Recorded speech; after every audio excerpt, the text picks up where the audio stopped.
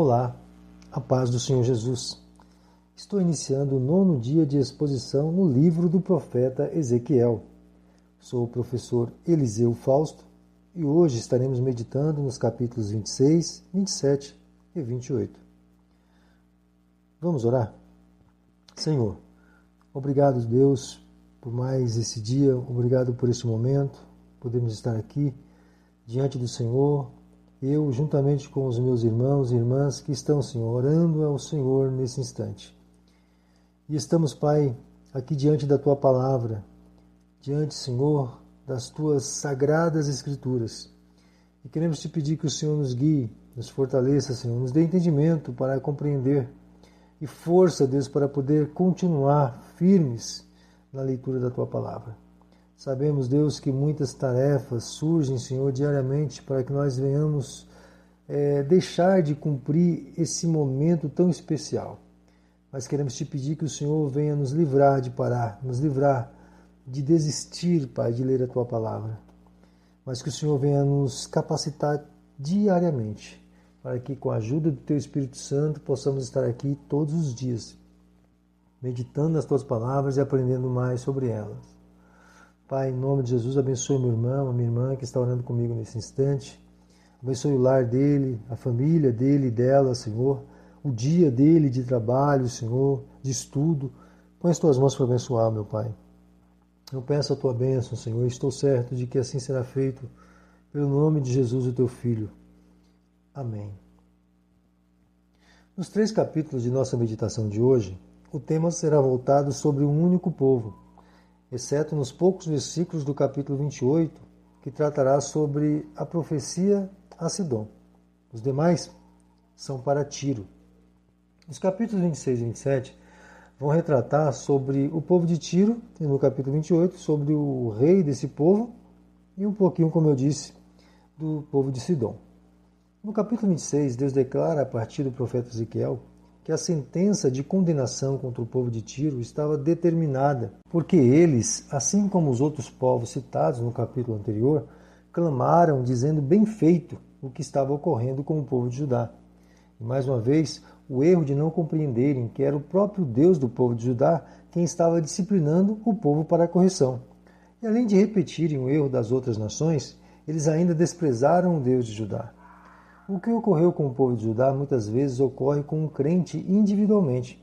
Às vezes o Senhor trata com o seu filho de tal modo que esse tratamento causa humilhação externa.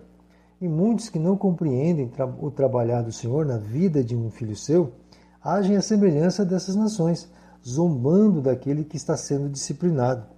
Mas esse tipo de prática foi e sempre será reprovada diante de Deus. Acredito que esse seja o motivo de o Senhor Jesus nos orientar sobre não julgar alguém. Nós nunca temos o conhecimento pleno do que realmente está ocorrendo na vida de alguém quando este está passando por alguma dificuldade ou aflição. Lembra da mulher de Jó, que foi repreendida por não compreender o estado de seu esposo? E os amigos dele, que ao invés de o consolarem de muitos sofrimentos que estava passando, criticaram o justo Jó por não terem conhecimento do que estava ocorrendo no âmbito espiritual. Precisamos manter sempre um alerta em nossos conceitos interiores para que não venhamos criticar como miseráveis ou malditos aqueles a quem Deus está corrigindo para o bem. No capítulo 27, Deus expõe através do profeta Ezequiel toda a majestade e o poder que havia em Tiro. Eles se consideravam superiores aos demais povos. Sua localização facilitava o comércio com os outros povos, de modo que possuía os melhores profissionais da época como súditos de seu reino.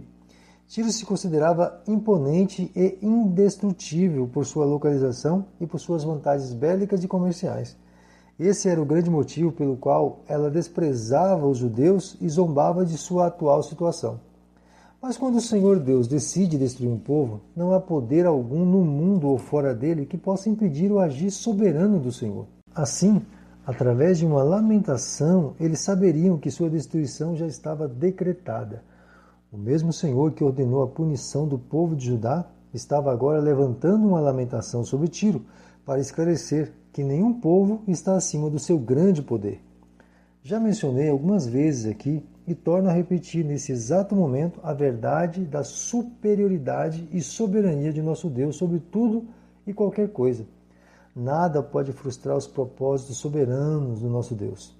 Como bem declarou o Senhor Jesus, não cai um pardal por terra sem que seja da vontade do Senhor, como está escrito no Evangelho de Mateus, capítulo 10 e versículo 29. No capítulo 28, a profecia se volta em direção ao rei de Tiro, que possuía um orgulho tão exaltado que se considerava como se fosse uma divindade. Mas o Senhor Deus questiona se a sua sabedoria era superior à de Daniel. A esse ponto da história, Daniel já era conhecido em todo o domínio babilônio, pois já havia interpretado o estranho sonho de Nabucodonosor. E sabemos que após essa interpretação, ele elevou a sabedoria de Daniel acima de todos os sábios de seu reino. E essa notícia chegou até os confins dos domínios babilônicos. A causa da destruição do rei de Tiro pelo poder da espada dos babilônios era devido ao seu orgulho exagerado. Em seguida, Deus ordena um lamento sobre o rei de Tiro. Nesse lamento, Deus menciona que, de fato, o Senhor havia concedido ao rei muita sabedoria e poder para realizar as conquistas que havia adquirido. Mas seu coração e sua mente entenderam que tudo o que ele havia adquirido tinha o princípio em si mesmo, e não no Deus Todo-Poderoso.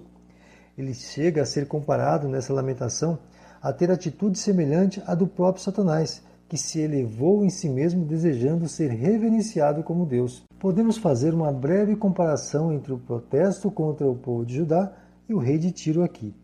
Ambos receberam de Deus todos os benefícios e privilégios para desfrutarem do poder e honra entre outros povos.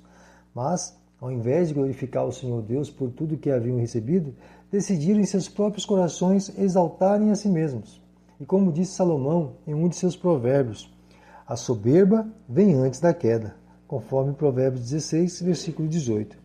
A próxima profecia do capítulo se refere ao povo de Sidom. Pelo que indica a profecia, esse povo não considerava Israel como uma nação amiga, mas desejava o fim deles. E essa era a causa de eles terem recebido como retorno aquilo que desejavam para o povo de Deus. Quem deseja a destruição daqueles que estão sob o cuidado de Deus, receberão como recompensa o que desejavam para eles. E para finalizar o capítulo, uma pequena profecia de restauração futura do povo de Israel aparece, enquanto que essas nações que desejaram o fim deles, não houve esperança. Hoje, e até o fim dos séculos, poderemos ouvir falar do povo de Israel. Porém, esses outros povos que desejavam o fim de Israel receberam neles mesmos aquilo que desejavam para o povo de Deus. Quero finalizar a meditação desse dia com um pequeno lembrete. Não julgue a quem quer que seja. Se estiver em nosso poder a condição de auxiliar alguém em aflição, que façamos. Mas se não houver esse poder em nossas mãos, não venhamos desejar o fim dessa pessoa. Sei o quão difícil é assumirmos esta posição como algo prático para as nossas vidas, pois muitas vezes algumas dessas pessoas que estão passando por aflições já foram responsáveis por muitas aflições que nós mesmos sofremos. Porém, precisamos ter sempre em mente que nossa vida não está nas mãos daqueles que nos fizeram sofrer. Eles, de alguma forma, foram instrumentos de Deus para nos ensinar alguma verdade eterna. E a grande verdade que transpassa todo o tempo e invade a eternidade é o amor. O amor pelo qual devemos cultivar o bom tratamento, mesmo com aqueles que nos maltratam. Porque mesmo tendo sofrido aflições e padecido grandes males ocasionados por alguma má pessoa, precisamos nos manter com os olhos voltados para o Deus soberano, que não permitiria qualquer situação desagradável em nossas vidas que não fosse necessária. Esse ensino é muito elevado e duro para ser ensinado, mas é a única verdade em qual repousa a doutrina que será mantida para toda a eternidade entre todos aqueles que viverão para sempre com o Senhor. Para se estabelecer um conceito mental favorável a esse ensino, eu me utilizo daquela parábola do Senhor Jesus, onde conta a história de um servo impiedoso ou ingrato, mais conhecida como a parábola do credor incompassivo. Nessa parábola, Jesus nos revela que a misericórdia de Deus sobre nossas vidas perdoou todas as nossas transgressões. E essas transgressões que foram perdoadas por Deus eram para ser pagas em toda uma vida. E quando nós não assumimos a mesma atitude de perdoar a uma ofensa que não alcance esse mesmo pagamento, nos tornamos indignos de receber o perdão de Deus. O pensamento que sempre tenho em mente é que os meus pecados eram para ser pagos durante toda a eternidade na punição do inferno. E Deus enviou seu Filho Jesus para me conceder o perdão desses pecados e me livrar da punição do inferno. Se Ele, que não precisava me perdoar, decidiu voluntariamente conceder perdão para mim, por que eu não posso perdoar o mínimo erro de um irmão? O peso dos meus pecados sobre a balança da justiça de Deus ultrapassa toda e qualquer possibilidade de absolvição. E mesmo assim, Ele me perdoou em Cristo. Precisamos sempre ter em mente o quão misericordioso é Deus para conosco. E o que Ele exige de nós é que sejamos também misericordiosos para com os demais. Como está escrito na Epístola de Tiago, capítulo 2, e versículo 13. A misericórdia triunfa sobre o dia do juízo. Aqui eu finalizo, esperando você amanhã, querendo Deus.